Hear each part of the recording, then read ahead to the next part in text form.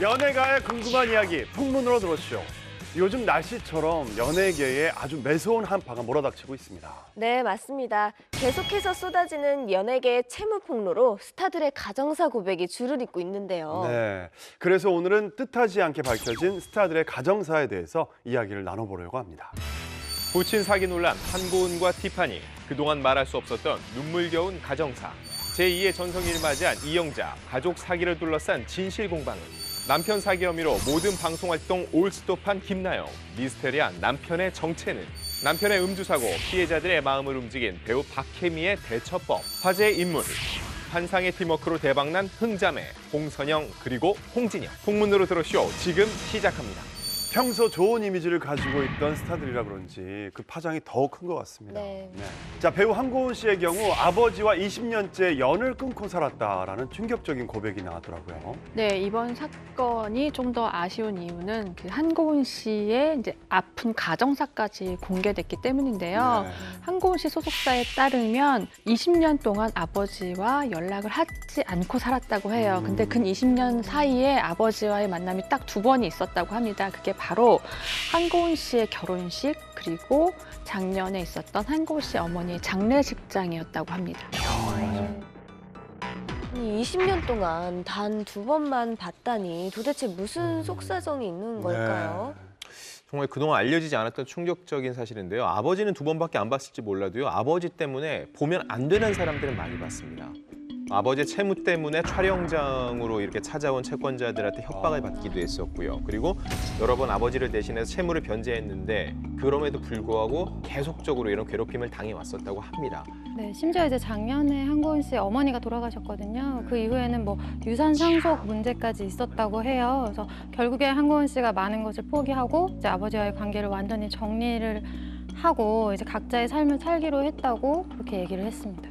자, 남다른 가정사를 고백한다는 게 얼마나 어렵고 힘든 일이겠습니까? 네. 하지만 한고은 씨가 이번에 다 밝힌 이유가 있겠죠. 네, 남다른 속사정이 있었는데요. 그 시작은 한고은 씨 부모로 인해 금전적 피해를 봤다라고 주장하는 최 씨가 언론에 이 사실을 제보하면서부터 시작이 됩니다. 최 씨는 1980년 한고은 씨 부모가 은행 대출을 위해 담보를 부탁했고 또 이로 인해 자신이 담보를 제공을 했는데 빚을 갚지 않아서 법원 경매에 넘어갔다라고 주장을 한 거예요.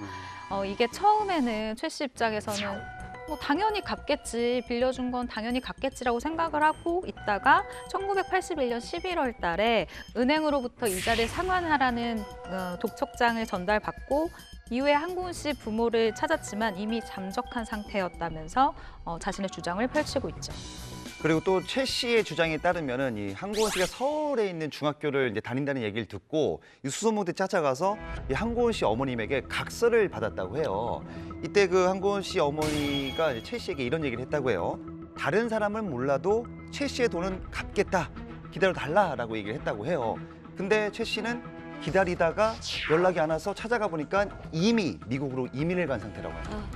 그러다 작년에 한고은 씨 어머니가 돌아가시자 최 씨 같은 경우에는요. 한고은 씨 측에 아버지 연락처를 가르쳐달라고 요청을 한 거예요. 네. 근데 한고은 씨도 역시 아버지 연락처를 모르잖아요. 그래서 친지들을 통해서 겨우겨우 이제 아버지 연락처를 알아서 전달을 한 거예요. 하지만 이번 가정사를 고백하게 된 이유는 또 하나가 있습니다. 아버지에게 오랜 상처를 받은 사람들에게 대신해서 죄송하다는 말을 전하고 싶다는 의미에서였습니다. 데뷔 때 기억이 전 나는데요. 뭐 제이미 교포 출신에다가 뭐 워낙 화려한 외모 때문에 어머, 예쁘다. 참 유복하게 자랐을 것 같기도 하고 그래서 이런 가족사가 있다라는 사실에 깜짝 놀랐거든요. 늘 평상시에 봤을 때도 굉장히 밝은 성격이에요. 막 호탕하게 웃고 깔깔대고 막 사람들하고 너무 잘 지내는 성격이어서 전혀 몰랐었거든요. 저는 한고은 씨를 어디서 봤냐면 CF 오디션장에서 처음 봤어요. 그러니까 당시에 이제 유시원 씨하고 이제 상대역으로 찍는 핸드폰 광고가 있었어요. 그래서 많은 여성분들이 이제 그 테스트를 봤는데 정말 딱 다른 사람 사이에 탁 튀는 여자 있잖아요. 왜냐면 그 외국적인 이모, 그 미국적인. 미모에 그다음에 키가 우리보다 머리가 하나 더 있는 느낌 있잖아요. 다 CF 모델이 좀 작았어요. 근데 저분은 그냥 월등하다 보니까 눈에 확 튀더라고요. 그래서 김가연 씨가 이겼나요? 아니요, 그 그분이 CF? 됐죠. 아. 네, 그래서 네. 광고에 빨간색 원피스 입고 유시원 씨랑 이렇게 서로 걸어오는 그 씬이 있었거든요. 그래서 그래서 그때 당시 이제 비버리 힐즈라는 드라마가 있었어요. 네. 그것 때문에 이 인식이 뭐 미국에 살고 재미교포는 굉장히 좀 약간 뭐 세련되고 특히 이제 한고은 씨가 한국말이 조금 서툴었잖아요. 맞아요. 맞아요. 제가 기억 속에는 그 섹션 TV의 MC를 하셨어요. 그때 당시에. 그런 모습들이 오히려 막 야, 저분은 정말 부유한 집안 금수저다 이런 생각을 많이 했을 것 같아요. 네. 근데 어쨌든 이런 이미지를 가졌던 그녀가 언젠가 인터뷰에서 그런 얘기를 한 적이 있어요. 동생하고 너무 배가 고파서 조그만한 알약을 하나 먹으면 배가 바로 불렀으면 좋겠다. 뭐 이런 얘기를 한 적이 있었어요. 그때는 정말 쇼킹하더라고요. 그래요. 일단 미국이란 이름이 딱 들어가면은요. 잘 살고 돈 많을 것 같거든요. 그래서 재미교포, 제일 동포 이러면서 재미동포란 말 잘 안 쓰잖아요. 그러니까 좀 달리 보는 경향이 있어요. 한고은 씨에 대한 바라보는 입장도 좀 그랬는데요. 실제로는요, 굉장히 배고픈 시절을 보냈다고 해요. 15살 때부터 미국에서 아르바이트를 했고요. 일단 새벽 5시에 나서면은요, 아르바이트를 계속하면서 공부를 해야 되니까 밤 12시 전에 못 들어왔다는 거죠. 하루에 한 서너 시간 자면서 계속 살았던 거고요. 그래서 중간에 밥 먹을 시간도 마땅히 없었고 그런 얘기도 했었어요. 오죽하면은요, 그냥 책가방 하나만 메고 학교에 다녔으면 좋겠다. 그러니까 이것저것 바리바리 다 싸들고 다니면서 일도 하고 돈도 벌고 해야 됐으니까요. 정말 힘든 미국 생활을 했던 거죠. 네, 한고은 씨가 이제 미국에 살 때 돈이 많이 없었어요. 그래서 그때 가장 즐겨 먹었던 음식이 일본 컵라면이었거든요. 근데 물을 이제 계속 부어서 이제 라면 양을 이제 조금씩 불리는 거죠. 그래서 먹으면서 계속 물 부어서 그렇게 먹었고, 그리고 이제 계속 먹다 보면은 이제 국물이 싱거워지잖아요. 거기다가 매운맛 소스를 넣어서 먹었는데 그 이유가 소스는 공짜로 줬기 때문에 소스는 따로 받아서 이제 계속 물을 부으면서 먹었던 겁니다. 어쨌든 2006년도 이 드라마 사랑과 야망을 찍을 때 인터뷰를 했는데 여기서 정말 힘든 게 다 보입니다. 이런 얘기를 했어요. 서울에 살았을 때도 본인이 어린 시절 연탄을 떼고 초등학교 3학년 때까지 집에서 나무를 뗀 기억이 있다라고 얘기를 해요. 그리고 심지어는 초등학교 6학년 때까지 전학을 8번 다녀서 친구도 없었다라고 얘기를 하고, 한국은 물론 미국이 이민 갔을 때도 이 사항은 똑같았다, 힘들었다라고 얘기를 합니다. 야, 전혀 몰랐던 이미지예요. 한고은 씨 언니도 또 엄청난 미모의 소유자잖아요. 그런데 한고은 씨의 연예계 데뷔 이유도 이 가난 때문이었다고요? 네, 우선 가족 관계를 좀 말씀드리자면 네. 한고은 씨는 딸 부잣집의 둘째예요. 언니와 동생이 있어요. 언니 같은 경우에는 1995년에 미스 코리아 미에 당선된 한성원 씨예요. 아마 좀 다들 기억은 하실 거예요. 예전엔 조금 유명했었어요. 언니가 이렇게 나갔으니 동생도 약간의 희망이 있었겠죠? 그해 한고은 씨 같은 경우는 슈퍼 모델 대회에 나갔지만 입상을 하지 못해서 미국으로 다시 돌아왔었습니다. 그러다 이제 친구 따라 강남 간다는 그 이제 얘기가 한고은 씨도 그대로 적용이 되는데요. 미국으로 돌아와서 취직해서 돈을 벌고 살아가고 있는데 언니의 잡지 촬영하는 것을 따라갔다가 거기서 발탁이 되는 겁니다. 그래서 표지 모델이 됐는데 그때도 갑작스럽게 하게 된 이유가 그 모델료가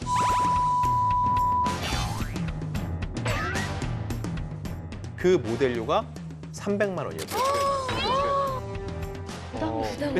근데 그 당시 미국은 아무래도 물가가 비싸니까 한 달 월급 정도였대요. 하지만 그게 엄청나게 큰 돈이었겠죠, 한고은 씨는요. 근데 그 이후에 워낙 이미지가 좋으니까 광고도 찍고, 그리고 그 유명한 당시 최고의 청춘 스타 정우성, 이정재 씨가 나왔던 영화 태양은 없다에 출연하게 되면서 본격적인 배우의 행보를 걷게 된 거죠.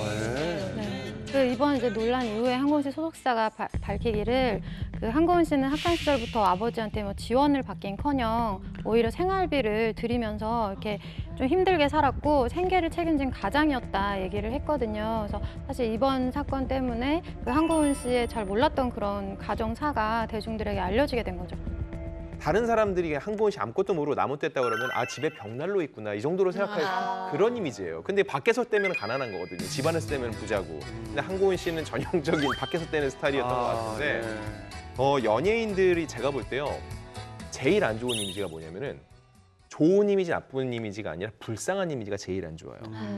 딱 봤을 때 와 동경의 대상이 돼야 되는데 쟤 어떡해. 이 이미지가 최고 안 좋아요.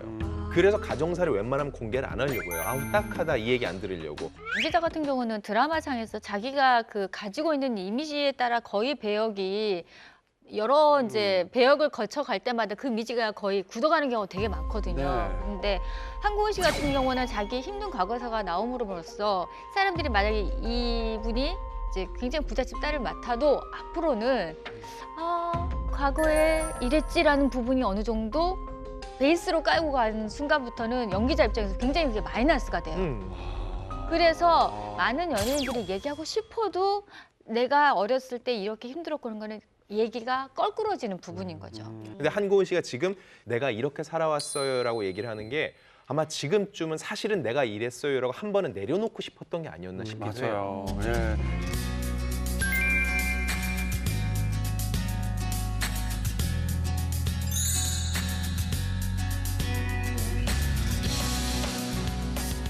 그 한가원 씨가 웃을 때 정말 밝으시잖아요. 그래서 정말 그런 가정사가 있는지 몰랐는데 또 최근에는 결혼을 하셔서 또 101일 만에 초스피드로 신영수 씨와 만남을 가져서 결혼을 하신 거에 더 이슈가 됐었잖아요. 네, 일단 한고은 씨가 이런저런 굉장히 파란만장한 어린, 그러니까 힘든 시절을 겪고 나서 신영수 씨를 만나게 되니 이 남편의 존재가 굉장히 든든한 울타리처럼 그리고 하나의 희망처럼 그리고 굉장히 안정감을 주는 존재로 다가왔었던 것 같아요. 실제로 한 방송에서 한고은 씨가 이런 얘기를 했는데 남편 신영수 씨를 만나기 전에는 죽는 게 제일 쉬웠다. 하루하루를 힘들게 버텨왔다라고 고백하기도 했었거든요. 그런데 남편을 만난 지금은 180도 바뀐 모습입니다. 하루하루가 행복해서 오히려 죽는 게 제일 두렵다라고 말할 정도로 굉장히 행복한 결혼 생활을 하고 있다고 해요. 제가 이 말이 굉장히 와닿는 게 뭐냐면 예전에 한고은 씨 일 보던 매니저가 그런 얘기를 한 적이 있어요. 고은이 누나는 너무 착하고 좋은데 그냥 혼자 많이 힘들어해서 내가 조금 안타깝다. 그래서 스케줄이 끝나고 집에 데려다 주면 문 앞에서 한 30분 정도 매니저가 기다려요. 혹시 누나가 힘들어서 밖에 뭐 술을 먹으러 나간다거나 이럴까 봐 기다리는 거예요. 그 매니저도 너무 착하네요. 그 정도로까지 참 주변 사람들이 많이 챙겼었던 사람이에요. 근데 이제 지나고 보니 그 마음이 조금 이해가 되는 거예요. 근데 한고은 씨한테 정말 좋은 사람이 생겼죠. 좋은 가족이 생겼잖아요. 네. 그렇지만 지난해 5월이죠. 어머니가 뇌졸중으로 하늘나라로 떠나셨어요. 예, 근데 그때 한고은 씨에게 가장 큰 힘이 돼준 건 지금의 남편이에요. 한고은 씨가 어떤 얘기를 했냐면요.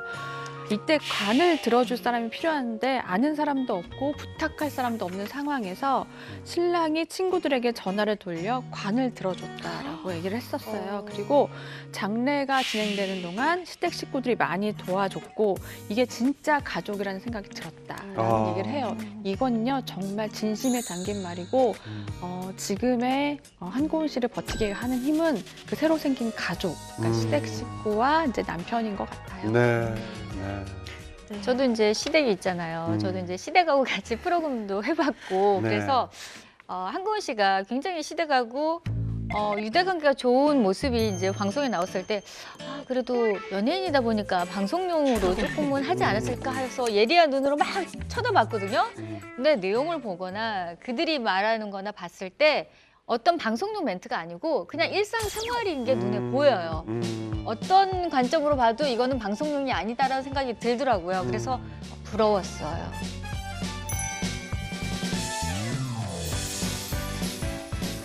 한고은 씨의 부모님을 믿고 돈을 빌려준 피해자분들도 또 그 과정에서 힘들었을 한고은 씨도 마음의 상처가 참 클 텐데요. 네. 더 이상의 상처 없이 사건이 원만하게 해결되길 바라겠습니다. 네. 자, 한고은 씨에 이어 힘든 가정사를 고백하는 스타가 또 있죠. 소녀시대에서 솔로로 홀로서기 한 티파니 씨인데요.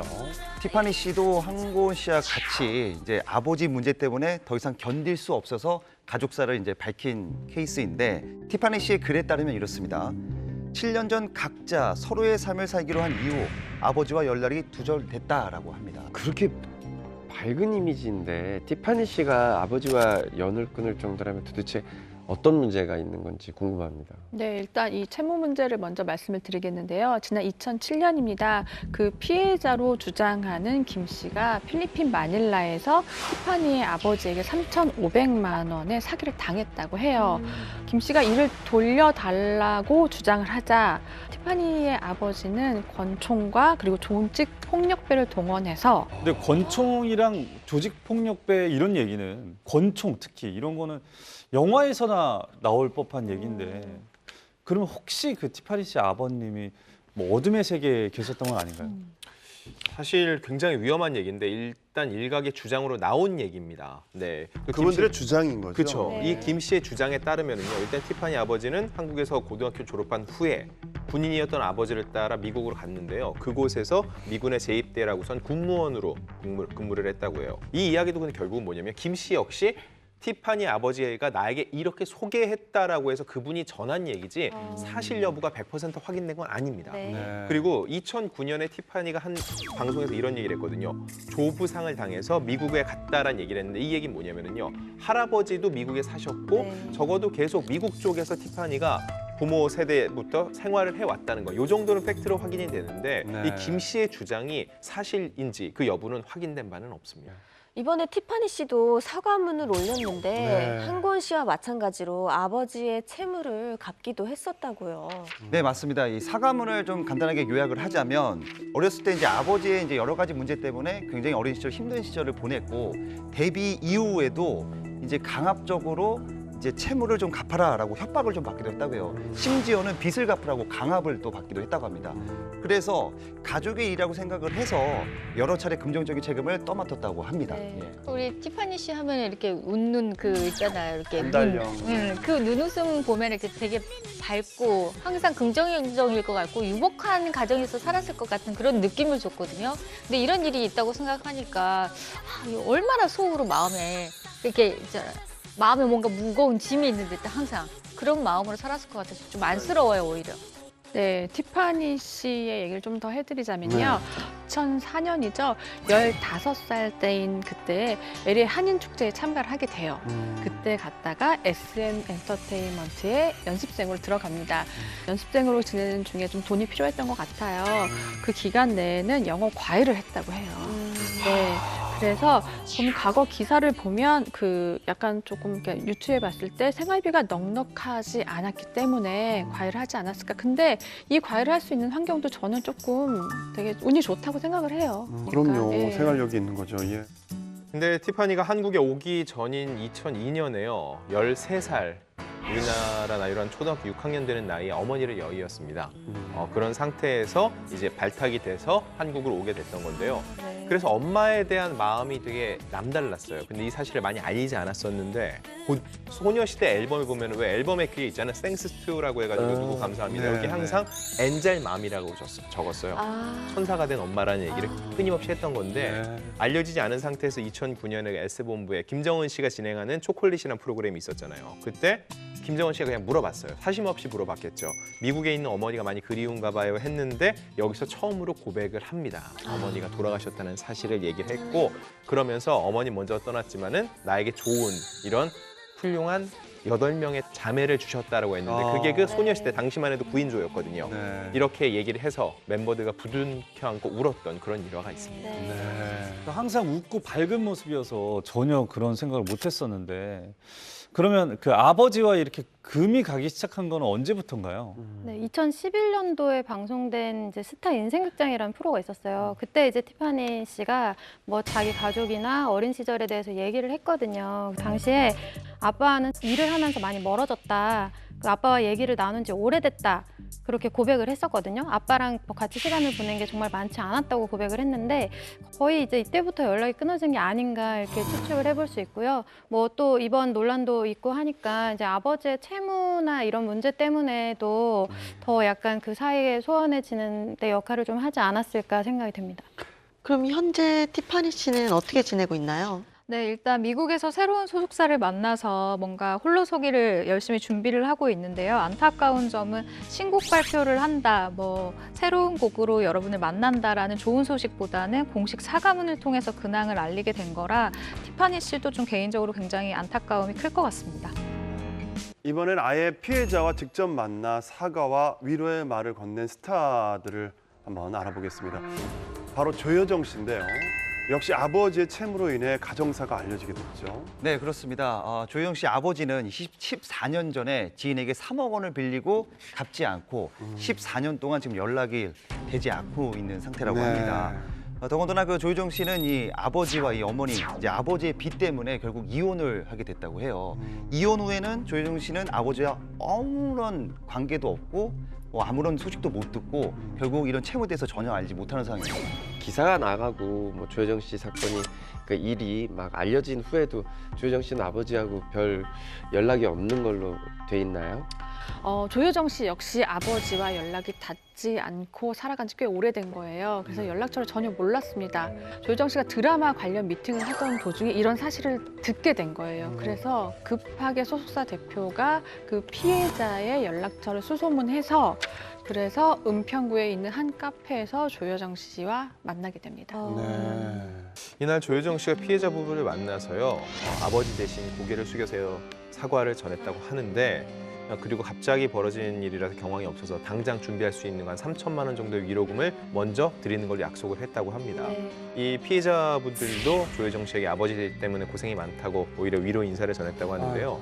소속사 측에 따르면은요, 당장은 이 돈을 급하게 준비할 수 없지만은요, 우선 마련할 수 있는 돈을 드리고 차차 나머지 채무도 갚아 나가겠다는 의지를 조여정 씨가 비쳤다고 합니다. 이런 것을 본 사실 네티즌이나 우리 관계자들도요. 이제는 굉장히 좀 현명한 대처를 했구나. 그리고 얼마나 마음이 아팠는지를 약간 이해하게 되면서 더 응원을 하게 됐어요. 네. 하지만 뭐 좋지 않은 소식으로 이렇게 거론이 됐지만 그래도 이 사건을 정말 빠르게 좀 뭔가 지혜롭게 해결한 것 같아서 정말 다행이었고요. 이것이 이제 자신도 몰랐던 또 어떻게 보면 연을 끊은 지 오래됐기 네. 때문에 어떤 상황인지 모르는 상태에서 부지불식간에 당하는 일들이잖아요. 예. 네, 그러니까 여러분들은 뭐- 어떻게 생각하세요? 예. 부모의 죄 때문에 자식들이 범죄자 취급당하는 거 이거 정말 안타깝습니다. 그러니까 여기 사연도 보시지만 몇십 년 동안 인연을 끊은 상태에서 오히려 그 연예인이 피해자예요. 부모한테도 피해를 입고 또 그 부모가 했던 것도 피해를 입잖아요. 저도 완전 동감을 하는 게 도대체 두 부자가 있어요. 이 부자는 1억을 기부했어요. 칭찬받아야죠. 근데 이 부자는 부자인데 1억을 기부하지 않았어요. 이 사람 비난받아야 되나요? 그건 아니죠. 아니죠. 마찬가지예요. 조여정 씨는요, 빚을 다 갚았어요. 칭찬받을 일이죠. 그렇다고 자기의 빚이 아니어서 지금 안 갖고 있는 다른 연예인들은 그럼 비난받아야 되나요? 아니죠. 아니에요. 네. 그 사람들이 빚을 갚지 못하는 어떤 이유일지 몰라도 적어도 그 사람들한테 빚을 반드시 갚으라고 할 이유는 없다고요. 저는 여기서 조금 생각을 더하자면 그 사람들이 얘기할 때 이 빚을 갚을 때 도의적이라는 단어를 계속해서 얘기하잖아요. 만약에 그 유년기라던가 성장기에 부모가 그 빌렸던 어떠한 그 돈으로 인해서 많은 사람에게 사랑을 받을 수 있는 이 역량을 키운 거잖아요. 누군가의 그 피나는 돈으로 인해서. 그래서 이 부분은 자신이 제가 도의적으로 갚겠습니다라는 말이 나와도 괜찮은 것 같아요. 왜냐면 그 사실은 본인만 알고 있잖아요. 저도 뭐 도의적으로는 그러니까 부모님의 연예인이 부모님의 빚을 도의적으로는 충분히 갚을 수 있다고 생각을 해요. 네. 근데 이제 저는 이제 가끔 보면 이제 약간 악의적으로 약간 뭐 옛날 시세 차익이 뭐 이렇게 해서 5배다 뭐 이런 식으로 해서 뭐 빚을 더 받아내려고 조금 악의적으로 하시는 분들은 좀 없어졌으면 좋겠어요. 네. 자, 앞서서 아버지들의 빚 때문에 문제가 된 그 연예인들의 얘기를 나눴는데요. 이번에는 제2의 전성기를 맞이한 개그우먼 이영자 씨의 이야기입니다.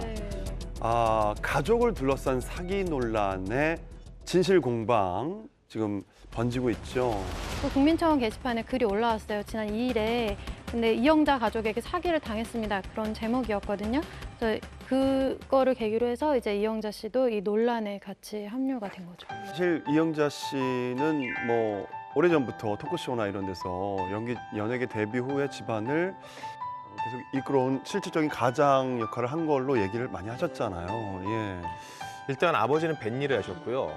원양어선이라 이런 걸 타시면 집에 거의 못 오시잖아요. 네. 정말로 1년에 딱 2번, 설날, 추석 때 얼굴을 주로 받고 어머니는 생선 장사를 하셨는데 이 나이가 좀 터울이 많이 지는 언니는 일찍 출가를 했고 막내는 어려서 안 되고 그리고 좀 남아선호 사상이 있어서 아들은 이런 일에서 제외하면 결국은 이영자 씨가 엄마 일을 제일 많이 도왔다고 해요. 근데 생선 장사를 하셨다고 그랬잖아요. 그래서 몸에 생선 이 비린내가 배는 것 때문에 그게 참 싫었다고 하고요. 그래서 이영자 씨가 그런 습관이 있다고 합니다. 자꾸 킁킁해서 이렇게 맡는 거죠, 냄새를. 어릴 적 그런 냄새 때문에 아마 놀림을 받았겠죠. 그런 게 이렇게 습관으로 남았다고 합니다. 네. 이영자 씨가 셋째 딸이거든요. 근데 이제 어려운 형편 탓에 직접 돈을 벌어서 이제 학비를 내야 했었다고 하고요. 그러던 중에 이제 선배 전유정 씨의 도움으로 개그우먼으로 데뷔를 하게 돼요. 근데 3주 만에 유명세를 하면서 네. 굉장히 큰 돈을 벌게 됐잖아요. 살아 내 살들아라는. 네. 근데 이제 그 돈 역시 모두 가족들을 위해서 사용을 했습니다. 첫 번째가 어머니 수술비였고요. 두 번째는 언니의 집을 장만해줬다고 얘기를 했는데 그 이유가 그 이영자 씨의 형부가 일찍 돌아가셨대요. 그래서 비록 내 가정은 이루지 못했지만 내 가족의 가정은 지켜주고 싶었다 이렇게 말을 해서 굉장히 감동을 줬습니다. 그러니까 칙칙할 수밖에 없었죠. 네, 그리고 뒷 모습을 이렇게 뒷얘기 들어보니까 너무 안쓰럽네요. 같은 동료로서. 예. 사건의 전말은 이러합니다. 1996년에서 7년 그 언저리쯤에 약 300평 규모의 굉장히 커다란 슈퍼마켓을 운영을 하고 있었는데 자신의 가게에 이영자 씨의 부친 그리고 이영자 씨의 오빠가 직접 찾아와서 나에게 과일과 채소 코너 운영권을 달라라고 요구를 했다고 해요. 그러면서 내가 이영자의 아버지다, 내가 이영자의 오빠다라고 이야기를 했다라는 건데요. 일단 이 A 씨 같은 경우는 일면식도 없던 이 이영자 씨 가족에게 이영자라는 이 이름 석자만 믿고 과일 채소 코너 운영을 아예 맡겨버렸다고 합니다.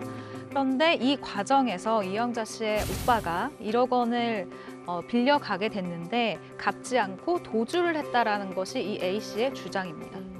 그 피해자분이 주장을 하는 건요, 그냥 오빠여서가 아니라 자기가 이제 이영자 씨 얼굴까지 봤기 때문에 이걸 이렇게 해줬다는 거예요. 근데 네. 오빠의 얘기는 이영자 씨는 직접적으로 이분과 만난 적이 없다는 거죠. 둘의 얘기가 완전 상반되는 네. 거예요. 근데 이거를 지금 어떻게 증명할 길이 없거든요. 만약에 이 피해를 주장하는 분이 자기의 얘기를 입증을 하려면요, 이영자 씨와 함께 찍은 사진을 내놓으면 되는 거죠. 근데 그런 증거는 없이 양쪽이 전혀 다른 주장을 하고 있는 겁니다. 아마 제 생각에는 우리가 이영자 가족이다라는 약간의 뭔가 믿음을 줄 수 있는 상황이잖아요. 네. 이에 대해서 이영자 씨의 입장은 어땠나요? 이영자 씨의 소속자 측에서는 이렇게 이제 입장을 밝혔는데요. 처음 제보를 받았을 때 당사자들 간에 이제 원만한 합의를 위해서 이영자 씨 오빠의 주소와 연락처를 알려줬다고 해요. 합의를 잘 보라고. 근데 그럼에도 불구하고 A 씨는 국민청원을 통해서 사건을 공론화시켰다라는 입장입니다. 네.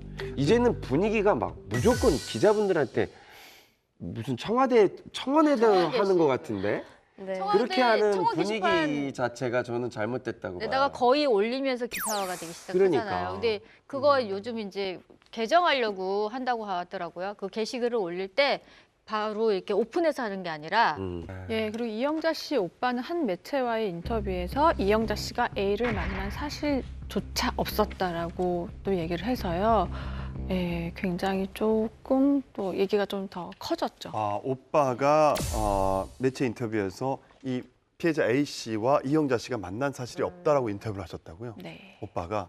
그러니까 이런 사건의 발달은 이영자 씨와 상관없이 내가 벌린 일이다. 이영자 씨 오빠의 말이 진짜 사실이면 이영자 씨는 너무 억울할 것 같은데요. 만난 적도 없는데 이렇게 이게 기사화까지 됐으니까. 그럼에도 불구하고 이영자 씨 같은 경우에는 그래도 공인이잖아요. 지금 사실 최고로 전성기고 제일 잘 나가고 있을 때잖아요.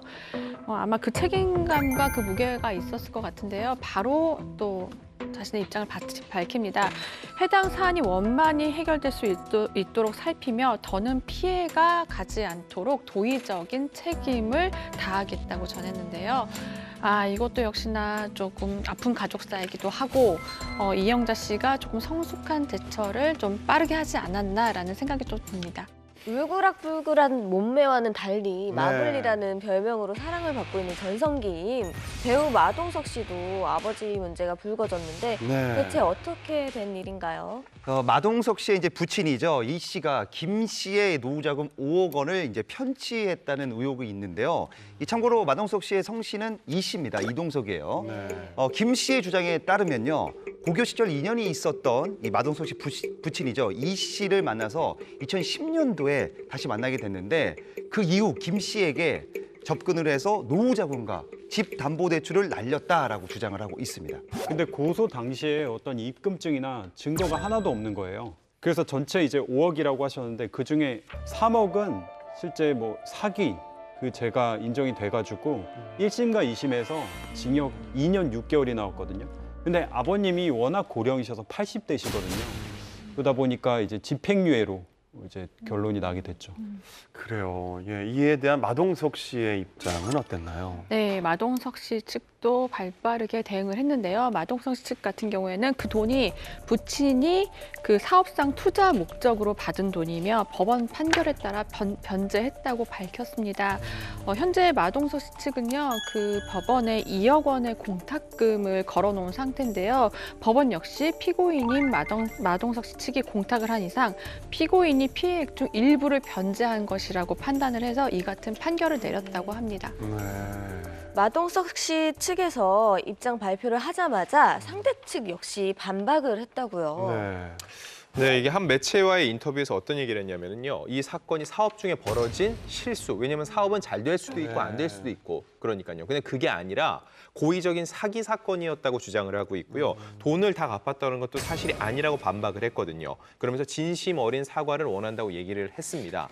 이거에 대해서 이제 마동석 씨도 소속사를 통해서 입장을 밝혔는데요. 아들로서 피해를 보신 분께 법적, 도의적 책임을 다할 것이며 소속사 또한 이를 원만하게 해결하기 위해 최선을 다해 노력하겠다라고 공개 사과를 했습니다. 그러니까 법원에 공탁금을 2억 원을 냈다는 건 그 돈이 이제 피해자분에게 예, 간다는 얘기죠. 네네. 근데 본인이 안 찾아갈 수도 있어요. 아, 그래요? 네. 이게 더 많은 그 피해액이 있기 때문에 그거를 찾아가면은 이게 변제한 걸로 마무리가 되니까 네네. 그 얘기죠. 예.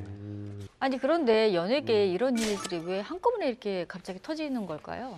보면은 이제 피해자들 같은 경우에 이게 뭐 3일 전, 뭐 한 달 전 이런 일들이 아니잖아요. 되게 오래전 일이거든요. 그러니까 그 기간 동안을 어떻게 보면은 계속 이렇게 막 담아놓고 있었는데 해결을 못했다는 거잖아요. 그래서 지금이 아니면 좀 돈을 받아낼 기회가 없다 이렇게 생각을 해서 좀 다 많이 쏟아져 나오는 것 같고 그리고 요즘에는 이제 SNS 같은 거 너무 발달해가지고 어디다가 글을 하나 올리면 굉장히 빠르게 또 확산이 되고 하잖아요. 그래서 또 거짓으로 올라오고 뭐 과장되고 이런 것 왜곡되고 이런 게 너무 많거든요. 그래서 좀 그런 거를 잘 이렇게 판단을 해가지고 뭐 기사를 나가거나 할 때도 그런 거 잘 판단해야 될 것 같아요. 제가 예전에 이제 물론 뭐 믿었던 사람인데 이게 뭐 십수년이 지났으니까 할 수 있는 얘기인데 이 공금 횡령을 했는데 증거도 있고 다 있는데 이걸 갚아라. 안 그럼 법적으로 진짜 너 혼내겠다 그랬더니 그럼 자기도 고소를 하겠대요. 뭘로 고소하겠냐 그랬더니 이유가 없어도 고소를 하겠대요. 너 이미지 타격 입을 거 아니야. 정말 나쁜 사람. 정말 세상에는 참 이게 그래서 그 옛날이지만 저는 그런 게 하나도 없었거든요. 지금까지 살면서. 그래서 예. 그래서 연예인이 이제 자기 사업을 하는 게 그렇게 쉬운 일이 그래서 아니라는데 정말 힘들었어요. 저도 예. 지금 19년들 외식업을 하고 있는데 뭐 별의별 일이 다 있습니다. 뭐 협박도 받고 뭐 제가 억울한 일이 있는데도 불구하고 어디에 한번 하소연 해볼 수도 없고 뭐 법적으로 따져도 제가 이기는 건데 상대는 넌 연예인이니까 내가 기자 불러서 얘기하면 너 이미지에 타격이 가. 뭐 이런 그러니까 연예인이니까 이 말 한마디로 사실은 아무 잘못이 없는데 괜히 제가 위축이 되면서 결론은 그런 게 되더라고요. 어느 순간. 그렇게 이렇게 수면상에 드러나지 않고 되게 억울하게 연예인분들이 그냥 돈으로 이렇게 뜯기는 그런 것들이 되게 많을 것 같은데 기자분들은 아실 것 같은데 이게 실제 많죠? 있어요 지금. 실제 그런 경우 있어요.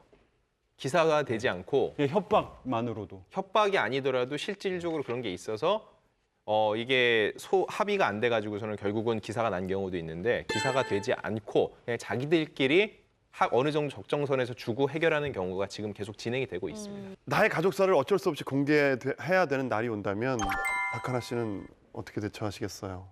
돈을 빌린 사람보다 빌려준 사람이 더 발을 못 뻗고 살 것 같아요. 그럼요. 그 마음이 더 상처가 클 것 같은데 그래서 저도 빨리 피해자분을 먼저 만나서 도의적으로라도 마음의 상처를 조금이라도 달래드리고 어느 정도의 먼저 갚을 수 있는 금액이라도 제가 갚아서 그렇게 대처를 하는 게 제일 올바른 방법이다라는 생각을 근데 그 했어요. 사실이 맞긴 한데 만약에 상대가 본인의 가족이 하지 않은 일까지 과장해서 일반 대중에게 뭔가 자기가 이렇게 할 수밖에 없다라고 해서 뭔가 가장적이 한다. 그렇게 했을 경우에는 우리가 그거를 넘어가서는 안 된다고 저는 생각해요. 그건 그렇죠. 그러니까 그런 부분이 아닌 정말 우리가 책임을 져야 되는 부분에서 명확하게 사과할 건 하고 책임을 져야 되지만 그게 아닌 악용하는 사람에 대해서만큼은 우리가 강경한 입장을 해야 된다고 저는 방송을 주장하고 보시는 싶습니다. 분들도 눈치가 있기 때문에 김가연 씨에게는 어디 뭐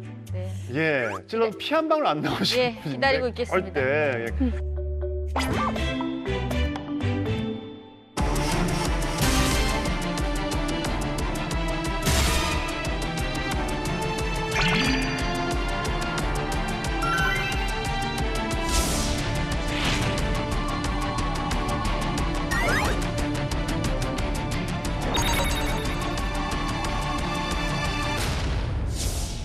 부모, 형제뿐만 아니라 남편으로 인해 몸살을 앓고 있는 스타들도 있습니다. 네.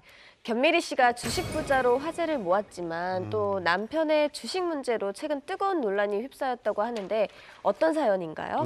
네, 지난 12월 4일인데요. 청와대 국민청원 게시판에 한 개의 글이 올라왔습니다.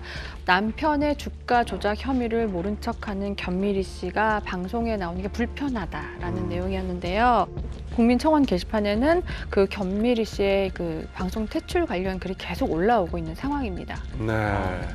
그래서 그랬구나. 이 견미리 씨 이름이 계속 그 포털 사이트 검색어에 떠 있더라고요. 네.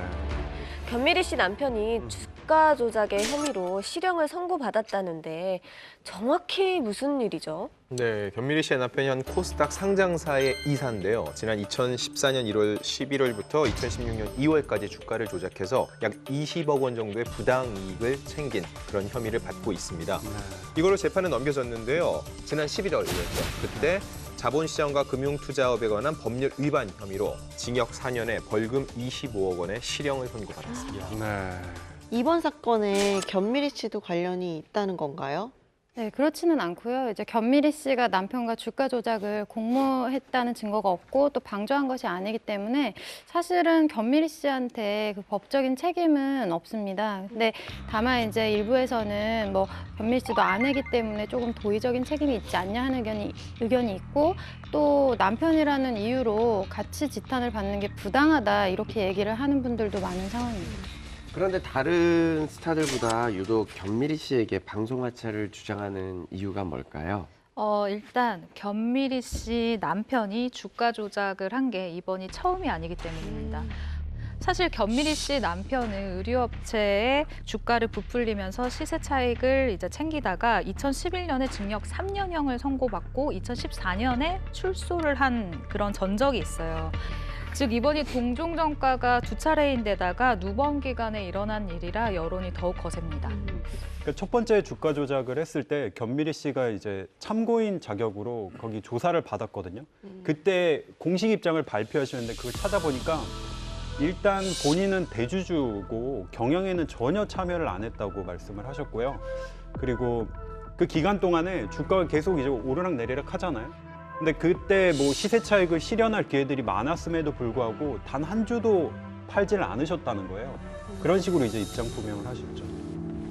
남편 때문에 몸살이 난 스타가 또 있는데요. 네, 방송인 김나영 씨인데요. 경찰에 따르면 김나영 씨의 남편이 2016년 5월부터 최근까지 금융감독위원회의 허가를 받지 않은 불법 선물 옵션 업체를 운영하면서 투자자 1,000명을 끌어모았는데요. 여기서 약 600억 원의 투자금을 받았어요. 그리고 손실금과 수수료 약 200억 상당의 혐의를 챙긴 혐의로 구속되었습니다. 네. 제가 진짜 처음 들어보는 단어인데 선물 옵션이 뭐죠? 선물이라고 들어갔다고 좋은 거 아니에요. 아니에요? 네, 이건 좋고 말고 이런 문제가 아닌데 일단 쉽게 말해서 코스피 200 주가 지수에 대해서요. 오를지 내릴지를 알아맞히는 쉽게 말하면 하나의 머니 게임이라고 볼 수 있는데요. 중요한 거는 이게 돈의 단위가 워낙 크니까 이게 어쩔 수 없이 큰 손들의 합법적인 도박판이라고 이렇게 불리기도 합니다. 네.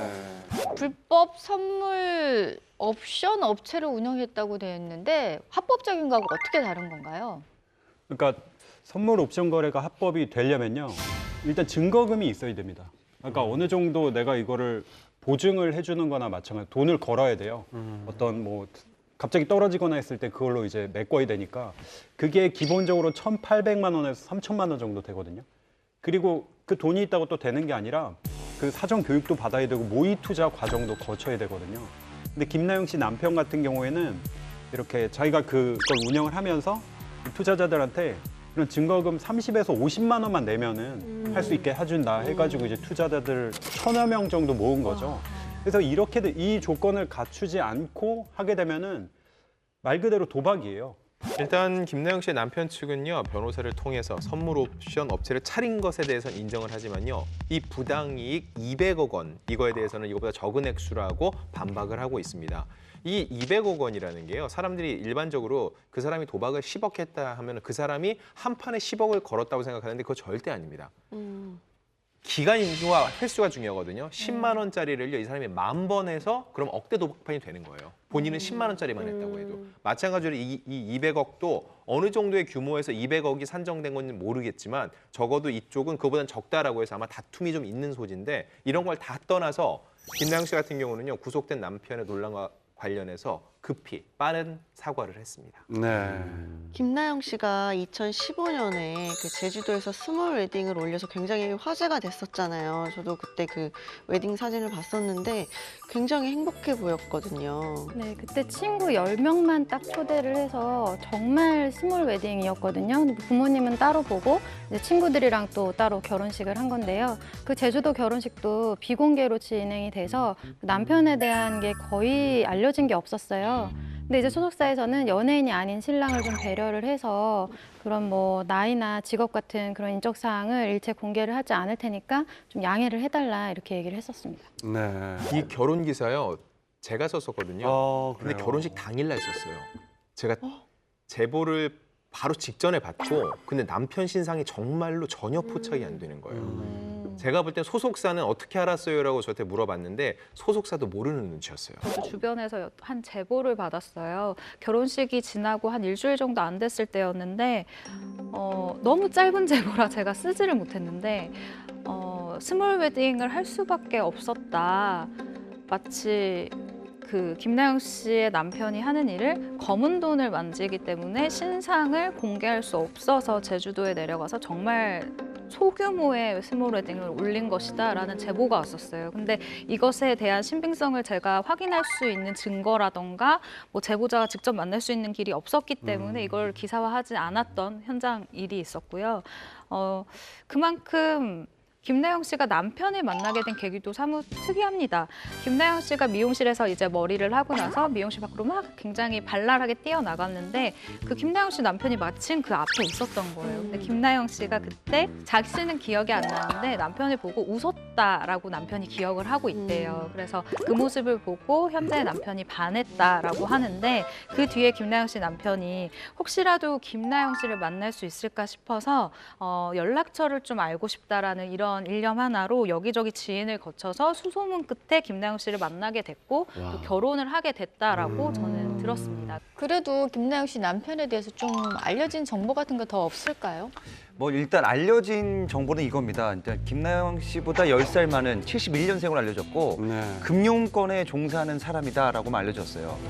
사건이 터지고 나서 이제 김나영 씨가 이제 공식 입장을 얘기를 했는데 그동안 남편의 직업에 대해 아는 것은 자산 관리를 하고 운영하는 사람이었다. 남편의 사업과 수익들에 대해서 깊이 이해하지 못했다라고 이야기를 했습니다. 자, 많은 분들이 궁금해하는 게 사랑해서 결혼한 사람이고 결혼한 지 4년이나 되는데 어떻게 자기 남편이 하는 일을 정확히 모를 수가 있느냐. 네. 저도 김나영 씨의 이런 일련의 발언들을 듣고 어떻게 생각을 해야 될지 한번 고민을 해봤는데요.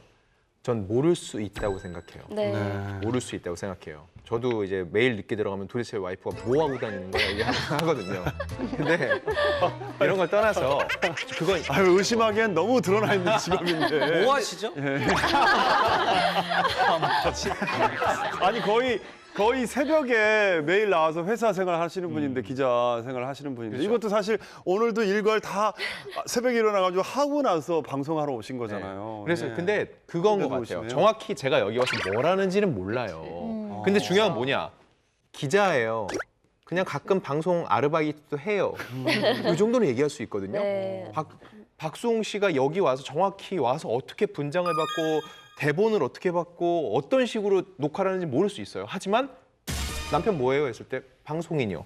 한마디 직업란에 쓸 수 있는 건 알아야 되는데 그걸 모른다는 거잖아요. 근데 저는 사실 저희 남편을 사람들은 제가 남편을 이렇게 손바닥에 올려놓고 제가 관리를 한다고 생각을 해요. 근데 사실 제가 이 사람이 누굴 만나는지 뭘 하는지 그래서 정말 100% 알고 있다고 자신할 만큼 알고 있었는데 지금은 이제 외국에서 많이 이제 활동을 많이 하고 있잖아요.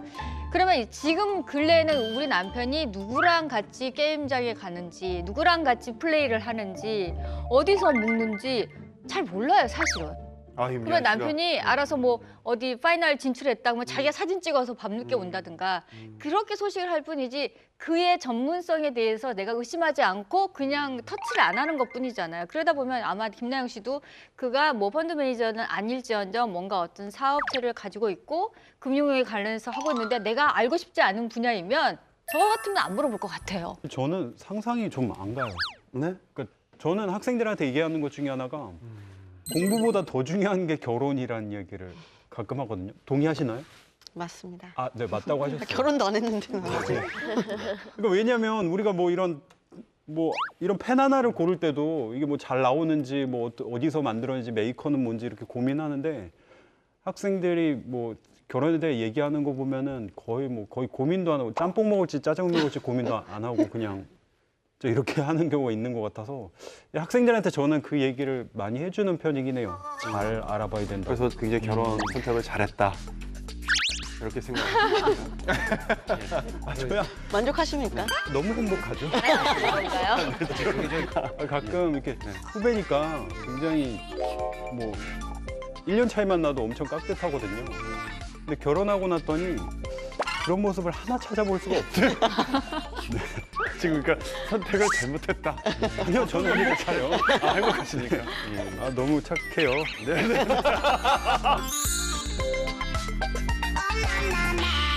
김나영 씨가 남편 구속 직후에 SNS에 올린 게시물을 봤었는데요. 마음이 아프더라고요. 예. 울고 싶은 심경을 표현한 것 같아서 뭐 같은 연예인으로서 좀 안쓰러웠습니다. 네, 네. 현재는 어떻게 지내고 있는지 그것도 궁금하거든요. 네. 김나영 씨 일단 모든 방송 활동을 중단을 했잖아요. 그리고 원래 평상시에 SNS를 통해서 좀 많이 소통을 하던 스타일이었거든요. 근데 개인 SNS는 지금 비공개로 전환을 했고요. 그리고 13만 정도의 구독자가 있던 그 개인 방송 채널이 있는데 거기에 있던 게시물도 전부 삭제를 한 상태입니다. 남편의 음주운전으로 인해 엄청난 고통을 겪고 있는 스타도 있죠. 네. 바로 최근에 가장 큰 이슈가 됐던 박혜미 씨 남편 황민 씨의 음주운전 사망 사건 뒷얘기인데요. 얼마 전에 황민 씨에 대한 새로운 뉴스가 있었다면서요? 네, 의정부 지법에서 교통사고 처리 특례법상 치상 혐의로 구속된 황민 씨에게 4년 6개월이 선고가 됐습니다. 검찰은 황민 씨가 이미 무면허 음주운전 등 동종전과가 있는 등 죄질이 불량하다고 판단을 했습니다. 요즘 그럼 박혜미 씨는 어떻게 지내고 있습니까?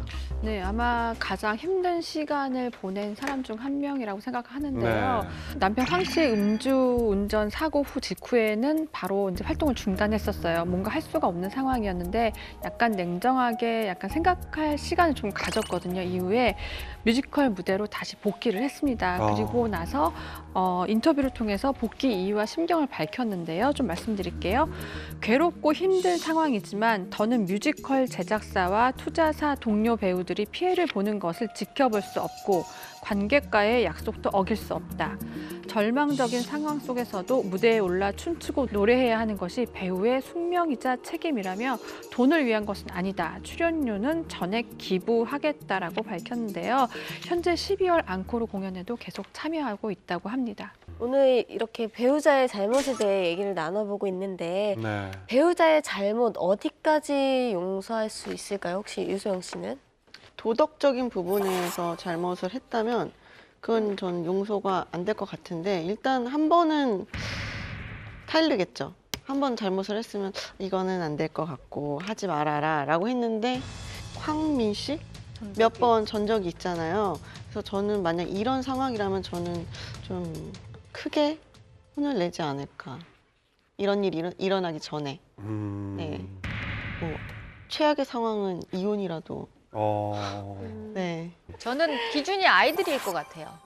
아이들한테 상처를 주는 일인가 아닌가를 먼저 따질 것 같아요. 물론 아이들이 없다면 나한테 주는 상처라고 생각했을 경우는 격분해서 참지 못하겠지만 일단 아이들이 있는 상태에서는 내가 감수하고서라도 아이들에게 상처가 되지 않는다면 좀 용서를 해줄 것 같긴 해요. 근데 내 아이가 어떻게든 내 아이가 상처를 받을 것 같다. 용서가 안 될 것 같아요. 슬리피 씨 같은 경우에 만약 정말 슬리피 씨의 뭐 음악을 지원하고 금전적으로도 지원하고 가족들도 잘 보살피고 다 잘하는데 만약에 이런 뭐 사기 사건에 휘말리거나 불미스러운 일이 있다면 어떠실 것 같아? 나쁜 짓을 저질렀다.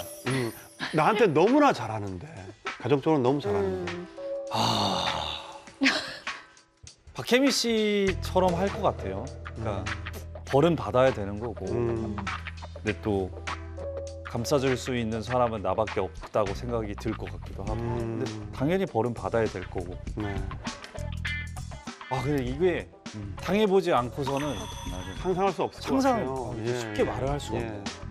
자, 현재 남편의 잘못으로 구설에 오른 스타도 있지만 헤어진 전 남편의 어떻게 보면 문제 때문에 몸살을 앓는 스타도 있다고요. 네, 그렇습니다. 그 연기파 배우 박원숙 씨의 얘긴데요. 네. 박원숙 씨는 25년 전에 작성된 그 근저당 문서가 공개가 되면서 빼앗는 논란에 휩싸였어요. 박원숙 씨에게 거액의 돈을 빌려주고도 변제받지 못했다라고 주장하는 이 60대 A 씨가 있습니다. 이 A 씨 같은 경우는 채무 상황을 요구하는 그러한 여러 차례의 과정 속에서 박원숙 씨에게 명예훼손을 당했다라고 주장을 하고 있는데요. 그런 이유로 박원숙 씨를 검찰에 고소를 하게 됐습니다. A 씨가 그 제출한 고소장 내용을 보면 이렇습니다. 지난 93년 4월 같은 종교단체에서 활동하던 당시 박원숙 씨의 그 남편 김모 씨가 자신의 집으로 찾아와서 박원숙 씨의 명의로 2천만 원짜리 당자 수표를 환영해 줄 것을 부탁해 돈을 빌려주면서 처음 박원숙 씨의 얘기를 들어줬다고 합니다. 네.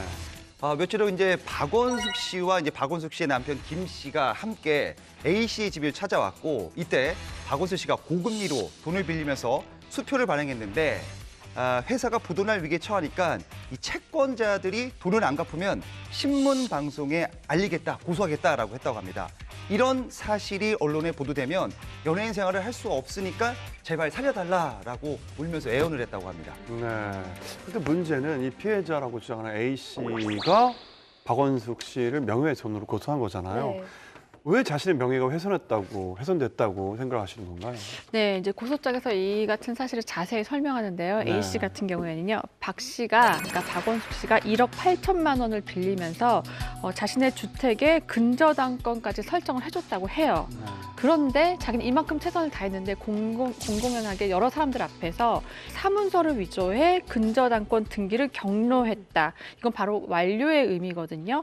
그래서 약간 허위 사실을 유포해서 난 이만큼 했는데 사실 이게 아니라고 계속 얘기를 한다. 라면서 이게 명예훼손에 해당한다고 설명한 거죠. 근데 이것에 대해서 박원숙 씨는 전 남편이 사업을 하면서 자기들끼리 나 몰래 찍은 거다. 이렇게 얘기를 하면서 억울함을 호소를 했습니다. 그리고 이제 변호인을 선임해서 법적 대응을 준비 중이라고 밝혔습니다. 근데 제가 기사를 보니까 박원숙 씨가 피해자 A 씨의 딸을 결혼식까지 참석할 정도로 사이가 좀 가까웠던 걸로 알고 있거든요. 네, 1998년 A 씨의 딸이 결혼을 했는데요. 당시 박원숙 씨가 아무래도 연예인이니까 압구정에 드레스샵을 소개시켜주고 그런 드레스나 턱시도 등을 무료로 대여할 수 있게 도움을 줬다고 하는데요. 게다가 직접 하객으로 참석해서 딸 그리고서는 이렇게 본인과 함께 기념사진까지 촬영을 한 얘기를 했습니다. 근데 이게 빚을 갚지 못해서 그 마음을 표현하기 위해서 박원숙 씨가 이렇게까지 한 것이라고 A 씨는 주장하고 있습니다. 네. 그런데 이제 박원숙 씨의 얘기가 완전히 달라요. 이 A 씨 딸의 결혼식에 참석을 한 건 맞거든요. 근데 이렇게 된 게 원래 연예인으로서 사진을 찍어주는 거는 너무 흔한 일이다. 그리고 이제 A 씨의 경우에 남편의 소개로 알게 됐지만 또 같은 종교를 믿고 있는 그런 신도이기도 해서 내가 그렇게 해준 거다 이렇게 얘기를 했습니다. 두 사람의 채무 관계와 관련된 진술이 완전히 엇갈리고 있어요. 그렇기 때문에 정확한 사실관계는 검찰 수사 내지 재판 과정에서 명확히 드러날 것으로 예상이 됩니다. 네. 이 사건이 참 복잡하네요. 전 남편분의 일이고, 예. 밝혀지지 않았던 가정사이기도 하네요. 네. 정말 소설 같은 이야기인데 네. 이 전 남편 김 씨는 이 박원순 씨의 3번째 결혼한 남편입니다. 네. 그러니까 첫 번째 결혼한 남편은 이제 서모 씨인데 대학교 시절에 만났어요, 동아리에서. 그래서 만나다가 2~3달쯤에 갑자기 임신이 되는 바람에 박원순 씨가 학교를 그만두고 결혼을 하게 됐는데 첫 만남부터 결혼식까지 7개월 만이었다고 합니다. 네, 더 기가 막힌 스토리가 있는데요. 첫 번째 남편과 1981년도에 경제적인 문제로 이혼을 했다가 다시 재결합을 한 거예요. 네. 근데 사실 이게 재결합 쉽지 않잖아요. 그 당시에 연예계의 정서상 이렇게 말을 하는 것도 쉽지 않아요. 그런데 더 기가 막힌 건요. 남편의 불륜 문제로 또 이혼을 하게 됩니다. 한 남자와 2번의 이혼을 경험하게 되는데 이게 굉장히 그 시기마다 굉장히 가슴 아픈 사연이 있었던 거죠. 네. 그러다 1989년엔 바로 지금 문제가 불거진 이 김모 씨와 3번째 결혼을 했는데요. 그러다가 6년 후인 1995년에 또다시 이혼을 합니다. 근데 그 과정에서 김모 씨가 사업을 하면서 박원숙 씨의 재산을 모두 탕진하고 이민 간 것으로 알려졌는데요. 결국은 박원숙 씨가 이로 인해서 본인의 드라마 출연료를 모두 압류당하고 어마어마한 빚을 졌다는 걸 지난 1998년에 냈던 자전적 에세이에 밝혀서 안타까움을 샀었죠. 자, 남편 때문에 큰 몸살을 앓고 있는 박혜미, 박원숙 씨의 가정사에 대해서 이야기를 나눠봤는데요. 의외로 이분들에게 공통점이 있다고요. 아무래도 그 재혼하신 게 아닌가요? 네, 그것도 맞지만 사실 이 두 분의 공통점은 두 분 모두 귀농한 스타라는 겁니다. 네. 예전에 박혜미 씨는 과거에 방송을 통해서 공개를 한 적이 있는데 그 구리시의 전원주택에서 막 과일나무가 이렇게 익어가는 모습을 보면서 되게 행복해하는 그런 모습이 나왔었어요. 그리고 박원숙 씨는 우연히 남해로 여행을 갔다가 그 바닷가 마을에 매료가 돼서 귀농을 결정했다고 해요. 아무래도 두 분 다 이혼 후에 좀 귀농을 통해서 뭔가 새로운 삶의 의지를 다지지 않았나 생각이 됩니다. 아.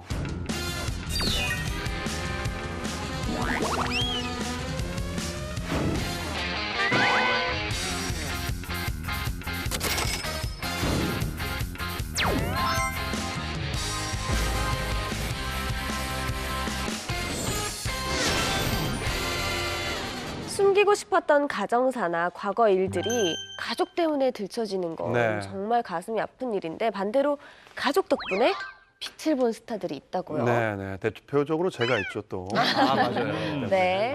폈죠. 확 폈죠. 엄마 고마워요. 예. 네. 소리맘. 자, 풍문쇼의 전 안방마님이었던 네. 요즘 뭐 대세죠. 홍진영 씨가 언니 덕분에 아유희 씨를 제치고 1위를 차지했다고 하는데 도대체 무슨 이야기인가요? 맞습니다. 해피바이러스 홍진영 씨가 주가가 대단합니다. 네. 지난 11월이죠. 여자 광고 모델 브랜드 평판 조사에서 홍진영 씨가 당당히 1위를 했습니다. 네. 대단해요, 이게 정말. 한국기업평판연구소 측은요, 총 50명의 모델을 분석한 결과 홍진영 씨에 대한 키워드 분석이 언니가 있고 가족, 엄지척이 아주 높게 나타났다고 합니다. 그리고 이제 홍진영 씨는 얼마 전 예능 관찰 프로죠. 그 미우새에서 네. 박수홍 씨보다 더 이제 인지도가 올라갔어요. 네, 그죠? 네, 네, 네. 연예인 그렇게 모델에서. 얘기했어야 됐나요? 언니와 등장해서 흥자매로 정말 일상을 공개했는데 이를 네. 본 시청자들은 정말로 홍진영 씨 언니, 홍선영 씨에 대한 관심이 굉장히 뜨거워지면서 네. 홍진영 언니, 홍선영의 일일 검색 수리가 굉장히 상위권을 차지했습니다. 그러니까요. 예. 저도 방송을 좀 찾아봤거든요. 근데 그냥 보통의 일반인이 아니더라고요. 그러니까요. 노래도 잘하고 네. 예, 끼가 또 많아요. 뭐 하시는 분인가요? 그러니까 저도 그게 궁금해요. 네. 저도 알고 싶은데 뭐 알려진 게 거의 없습니다. 뭔가 연관 검색에 보면은 이런 얘기도 있어요. 홍선영 씨 직업 과연 뭐냐 뭐 이렇게 막 있는데 네. 알려진 거는 이제 과거에 성악을 전공했다 요 정도밖에 없어요. 그리고 방송상에서 맛있게 먹는다.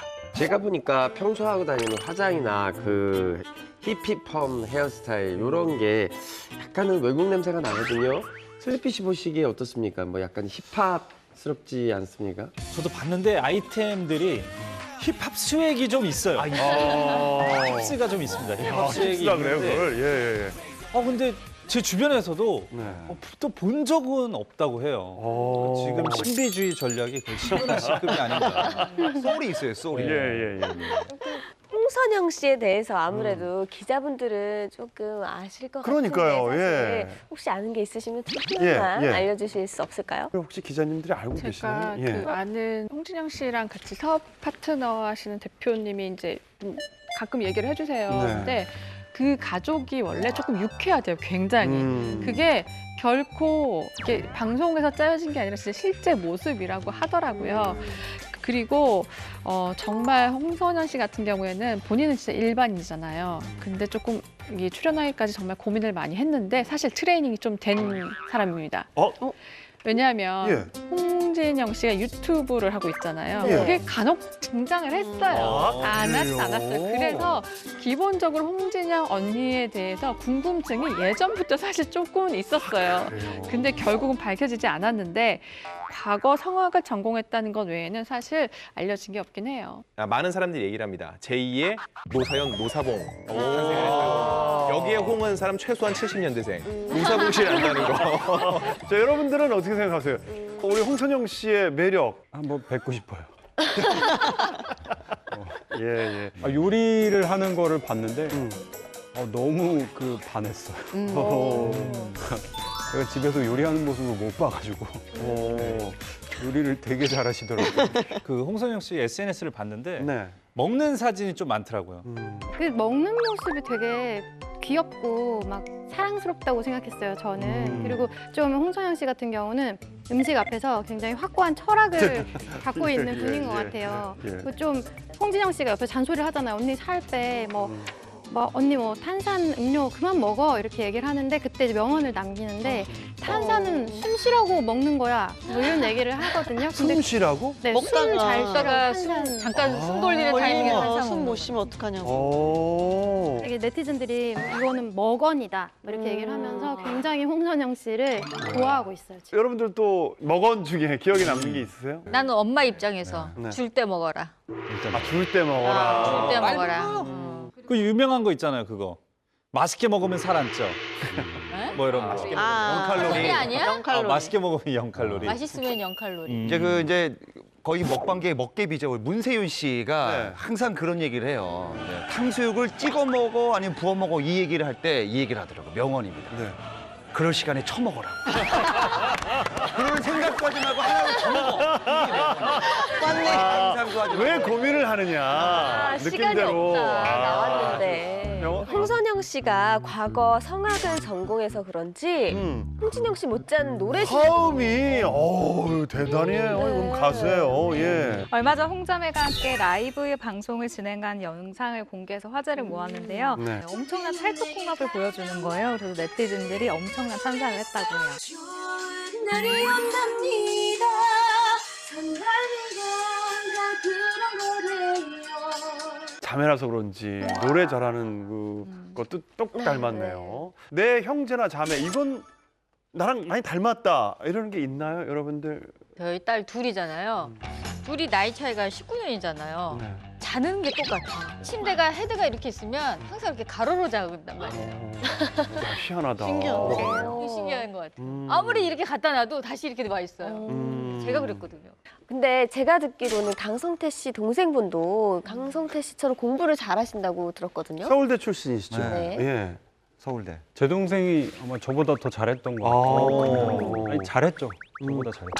뭐 저는 그냥 일반 공립고 나왔고 동생은 왜 민족사관고등학교라고 있어요. 거기를 조기 졸업했거든요. 그럼 공부의 신 동생이에요. 예, 동생으로 이제 왕좌를 넘겨줘야 되는 거 아닌가요? 그럴 수는 없죠. 제가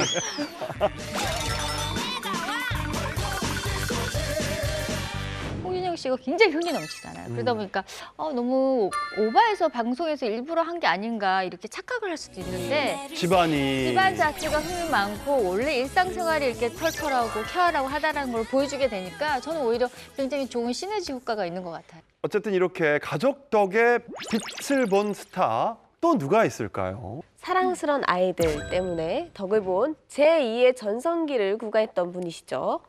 사진 한번 보실까요? 아이고 대한민국 만세. 네. 근데 이름을 너무 잘 지었어요. 진짜 삼둥이 아이콘. 육아 예능을 통해 정말 국민적인 인기를 끌었던 바로 배우 송일국 씨인데요. 네. 지난 11월 28일이죠. 송일국 씨는 자신의 SNS에 퀸 전설의 발자취를 따라라는 문구와 함께 저 사진 3장을 공개한 거예요. 네. 사진 속에는 프레디 머큐리 동상 앞에서 그의 포즈를 똑같이 따라가고 있는 삼둥이죠. 근데 생각해보세요. 우리가 기억하는 삼둥이는 당시 3살이었는데요. 저렇게 지금 컸어요. 7살이래요. 예, 정말 와, 꽃은 진짜 성장한 모습을 보여서 화제가 됐습니다. 네. 아니, 근데 애들이 비율이 엄청 좋네요. 네. 와, 아버지 닮았나 봐. 아버지가 다리가 길고 그러니까. 키가 크잖아요. 예. 송일국 씨가 185고요. 그리고 어머니인 정승현 판사의 키도 172. 지금은 저 귀여운 새 삼둥이가 185, 기골이 장대한 이제 사나이들이 된다는 건데요. 또 이제 아빠의 DNA를 물려받으면요, 나중에 모델이나 이 연예계에서도요 승승장구하는 게 아닌가 싶기도 합니다. 나라를 세워야죠 또. 네. 당시 인기가 엄청나서 달력도 판매를 했던 기억이 나요. 네. 그 당시에 인기가 정말 아이돌 못지 않았었는데요. 네. 이게 네. 정말 스타들만 나오는 달력이잖아요. 그때 판매를 시작하자마자 하루도 되지 않아서 했다고 하고요. 했다고 하고요. 당시 인기가 엄청나서 달력도 판매를 했던 기억이 나요. 네. 그 당시에 인기가 정말 아이돌 못지 않았었는데요. 네. 이게 네. 정말 스타들만 나오는 달력이잖아요. 그때 판매를 시작하자마자 하루도 되지 않아서 10만 부가 팔렸다고 하고요. 그 당시에 팔린 달력이 총 20만 6천 부였어요. 그리고 불과 8일 만에 완판이 됐고 와. 그때 이제 뭐 그 한 부당 5,500원이었는데 그때 수익금이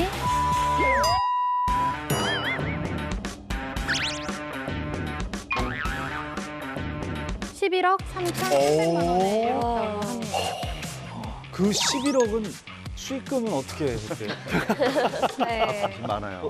네, 달력의 수익금은 송일국 씨가 전액 사회에 기부하겠다라고 알렸는데요. 당시 알려진 기부처는 일단 네팔 대지진 참사의 1억, 그리고 삼둥이가 태어난 S대병원 다태아 안전출산 연구기금으로 1억 원을 넣었습니다. 우리 삼둥이들이 광고 촬영도 무진장 많이 많이 하죠. 했죠. 아, 엄청나죠.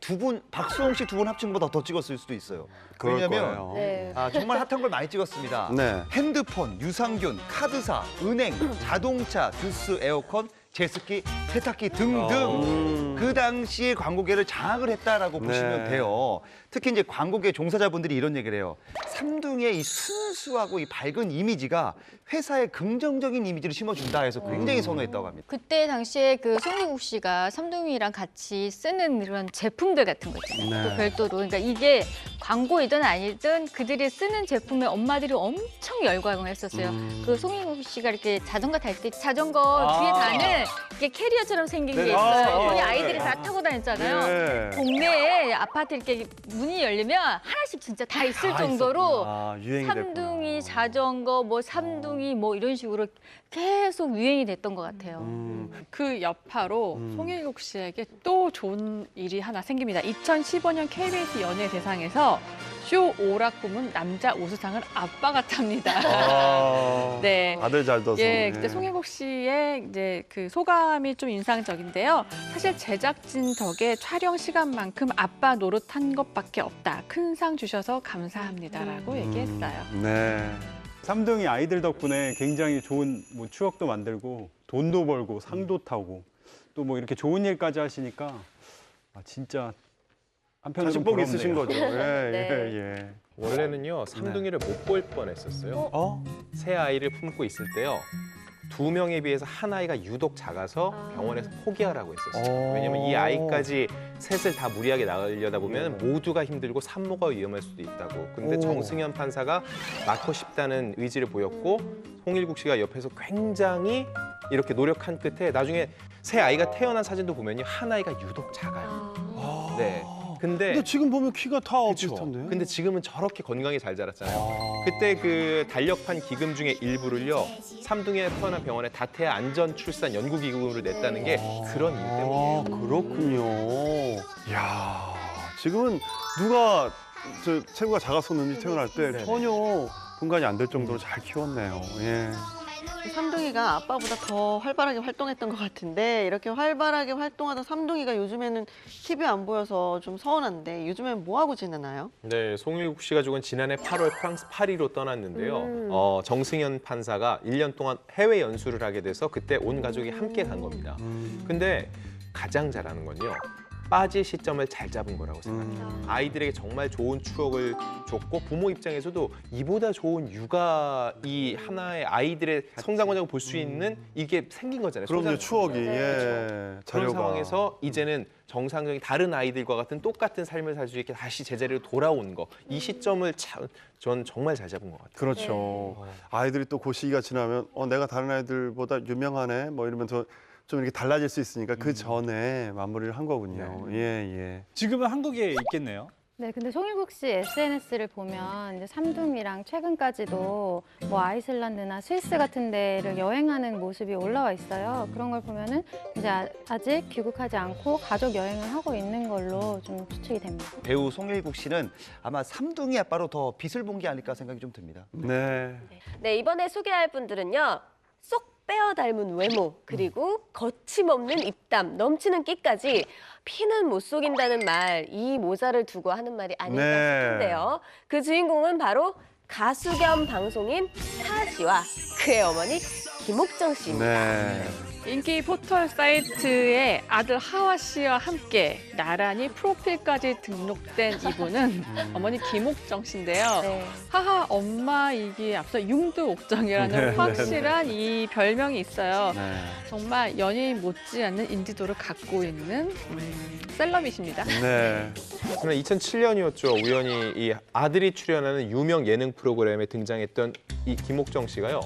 융드레스를 곱게 차려입으시고 나왔는데 그때부터 강렬한 존재감으로 시작해서 간간히 이 프로그램에 나오시면서 이 하하 씨와 찰떡궁합을 보여줬습니다. 어쩜 그렇게 말씀을 재밌게 잘하시는지. 네. 융드레스를 입고 나와가지고 대박 터주세요 하시는 그 모습이 아직도 기억이 납니다. 예상치 못했던 어머님의 인기에 하하 씨가 걱정이 이만저만이 아니었다고 해요. 네. 이 박수홍 씨처럼 어머니가 더 잘 될까 봐 자기보다 그런 걱정을 하신 게 아니라 걱정일 거예요. 그건. 네, 그 걱정보다는 네. 악플로 상처를 받으실까 봐 네, 오히려 근데 어머님 때문에 하하 씨가 덕을 좀 톡톡히 봤죠. 그럼요, 네. 그럼요. 네, 방송에 이렇게 출연을 하면서 그 어머니 김옥정 씨가 되게 입담이 좋고 막 개그감 있잖아요. 그 푸근하고 막 친숙한 이미지도 있었고 그래서 시청자들한테 반응이 아주 좋았단 말이에요. 그래서 이제 인기 프로그램들에서 뭐 하하 씨와 김옥정 씨를 같이 동반 캐스팅하는 네. 그런 일이 있었고 모자가 찰떡궁합 케미를 자랑했잖아요. 그래서 2012년에는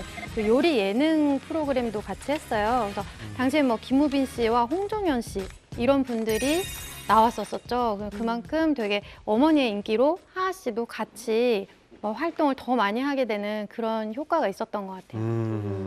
하하 씨에 의하면 이 김옥정 씨의 그 톡톡 튀는 아이디어 때문에 이 프로그램도 시작할 수 있었다고 하더라고요. 결국 하하 씨는 어머니 덕분에 더 바빠진 것 같아요. 방송 활동 이렇게 하시면서 어떻게 보면 천직을 찾은 것처럼 넘치는 끼를 펼치셨잖아요. 예. 당시 연예인인 하하 씨보다 더 바쁜 일정을 보냈다고요. 네, 2011년 김옥정 씨는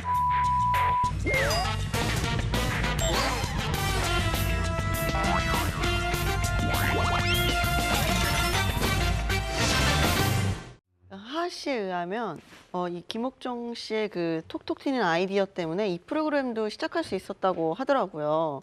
결국 하하 씨는 어머니 덕분에 더 바빠진 것 같아요. 방송 활동 이렇게 하시면서 어떻게 보면 천직을 찾은 것처럼 넘치는 끼를 펼치셨잖아요. 예. 당시 연예인인 하하 씨보다 더 바쁜 일정을 보냈다고요. 네, 2011년 김옥정 씨는 디지털 싱글 앨범을 통해서 히트송을 발표하면서 가수로 데뷔하기까지 했는데요. 김옥정 씨가 직접 가사를 썼는데 이런 가사예요. 고기 향연에는 간장한 기름 파마늘 향파고 주설탕 한 큰술 돼지과 함께 1시간 잠재 후면 온 세상이 깜짝 놀랄 불고기 만세. 재밌네요.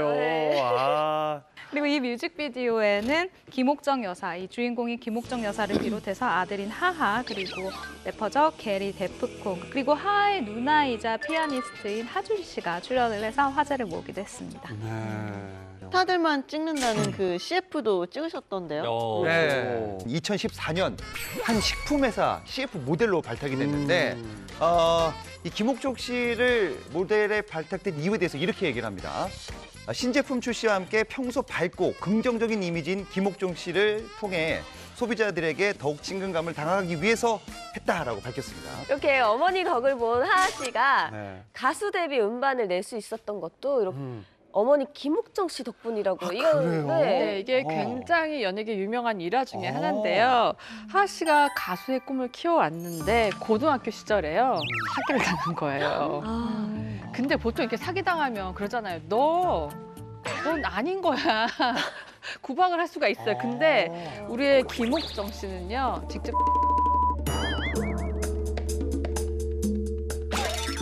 기획사를 차립니다. 기획사를 차립니다.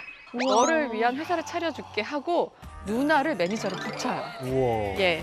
그리고 이제 하하 씨는 소속 가수의 이 소속사의 유일한 가수로 음반을 내는 거죠. 아마 어머니 이런 결단과 헌신이 아니었으면 지금의 하하 씨는 우리가 볼 수 없었을 수도 있어요. 이게 어머니들의 그런 믿음이 하하 씨도 마찬가지고 지금의 하하 씨를 만들어낸 겁니다. 예, 다시 한번 감사드립니다. 그때 당시 그 데뷔 앨범에 이렇게 써 있대요. OJ 기획이라고. OJ 기획. 그게 왜 어머니 이름이 옥정. OJ 기획이라고 써 있다고 합니다. 옥정. 하하 씨가 진짜 잘하셔야 돼요. 진짜. 예. 근데 요즘 방송에서 좀 보기 힘드신데 우리 김옥정 씨의 그 근황은 어떤가요? 네, 그 김옥정 씨의 모습이 그 며느리이자 가수인 별 씨의 SNS를 통해서 저 사진 너무 귀여우세요. 네, 저희 뒤로 많이 가셨네요. 24일에 올라온 사진인데요. 지금은 뭐 방송 활동을 딱히 하고 있지는 않지만 그래도 뭔가 두 손자와 함께 행복한 일상을 보내고 계신다고 합니다. 네, 목회하고 계시고 또. 네, 가족의 선행으로 연예인의 이미지가 업이 되는 이렇게 득을 보는 경우도 있는데요. 바로 배우 차태현 씨 가족의 이야기입니다. 특히 차태현 씨의 아버지 선행이 특이하다고요? 네, 차태현 씨의 아버지인 차재원 씨는 K본부에서 음향감독으로 37년간 일을 하신 방송국의 원로인데요. K본부 본관 3층의 남자 화장실에 언젠가부터 굉장히 보송보송하고 그냥 손을 닦아도 전혀 문제가 없을 것 같은 그런 세수건이 걸려 있는 거예요. 누가 매일같이 수건을 빨아서 놓은 거 아니냐 이런 소문이 점점 돌기 시작한 거예요. 그래서 봤더니 차태현 씨의 아버지인 차재원 씨가 매일 갈아뒀었다고 합니다. 이러한 선행은 잠깐에 그치지 않고 차재원 씨가 2005년에 정년퇴직을 할 때까지 계속되었습니다. 동화가 아니라 진짜 현실의 동화 이야기네요. 2000년 전으로 차태현 씨가 유명해졌잖아요. 사실은 해바라기 찍고 엽기적인 근육 찍고 정말 활발한 활동을 펼쳤는데 혹시 아버님의 이런 그 미담들 덕분에 그 아들이 더 좀 돋보인 게 아닐까요? 예, 그렇게 생각을 합니다. 예, 차태현 씨를 보면 늘 선한 그런 에너지가 있잖아요. 그 아버지의 그 아들이라고 아버지도 선행을 많이 하셨지만 차태현 씨도 선행을 굉장히 많이 한다고 알고 있거든요. 네, 맞습니다. 그 2017년이죠. 한 매체가 보도를 했는데요. 차태현 씨가 10여 년 전 서울대 어린이병원과 인연을 맺고 수차례 성금을 기부했고요. 누적 금액이 1억 원을 넘어섰다고 밝혀졌어요. 이에 대해서 소속사는 이렇게 얘기합니다.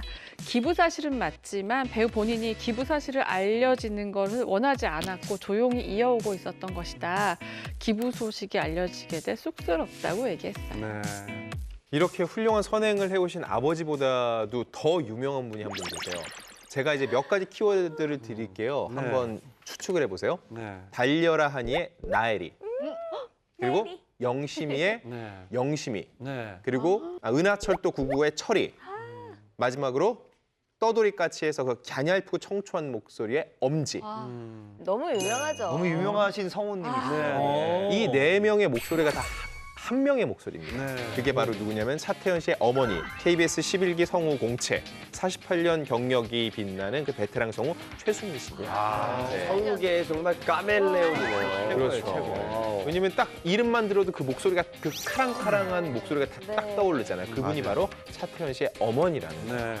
굉장히 인기가 많아져서 프리 선언을 했는데 이게 정말 대박이 나갔고 아버지의 수입의 3배를 벌었다고요. 네. 그래서 이때 바쁜 아내를 위해서 이 남편이 직접 집안일과 아이를 돌봤다고 합니다.